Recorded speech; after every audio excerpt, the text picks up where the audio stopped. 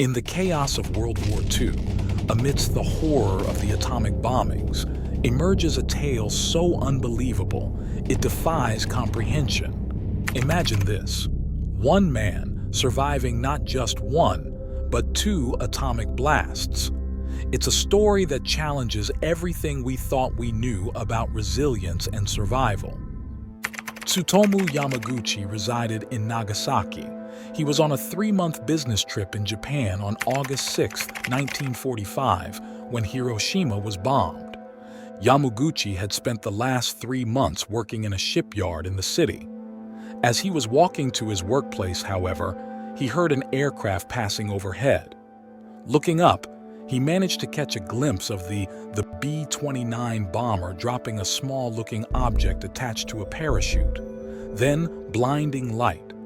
Acting quickly, Yamaguchi jumped into a nearby ditch, then heard a thunderous report. A moment later, the shockwave from the world's first ever atomic bombing picked him up into the air, spinning him around and hurling him into a nearby potato patch. Yamaguchi was knocked unconscious from the ordeal. In a later interview with Time magazine, Yamaguchi described only seeing darkness after awakening some time later, along with the fiery illumination of a mushroom cloud. He was dazed. His eardrums were ruptured, and his face and forearms had been fried by the astonishing destruction of the little boy atomic bomb. The dark had been caused by the kick-up of dust and debris from the explosion. This undoubtedly made the mushroom cloud mentioned earlier appear even more nightmarish. Yamaguchi's face and forearms had been burnt badly, his eardrums ruptured. Picking himself up, he wandered in a daze through the Mitsubishi shipyard he worked at. He found 2 other co-workers who survived the blast, Akira Iwanaga and Kuniyoshi Sato. They made their way to an air raid shelter and spent the night there, not that they managed to get any rest. Seemingly by miracle, a train station was still operational. Making their way to it the next day, August 7th, they walked through the Hell's Cape that was Hiroshima. Corpses were charred and melted into the asphalt.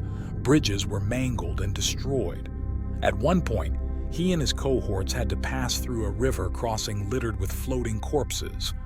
Eventually, however, they made their way to the train station and boarded a train car that was filled with survivors in a similar state to him.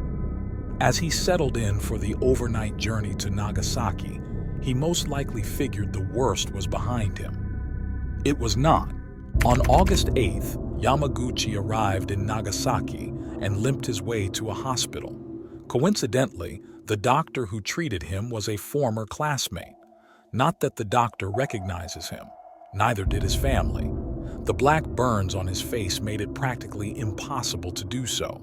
Despite needing to recover, Yamaguchi's work ethic showed through. The next morning, August 9th, he arrived at his home workplace, Mitsubishi's Nagasaki office. By 11 a.m., he was in a meeting with a company director. He demanded to know what happened in Hiroshima.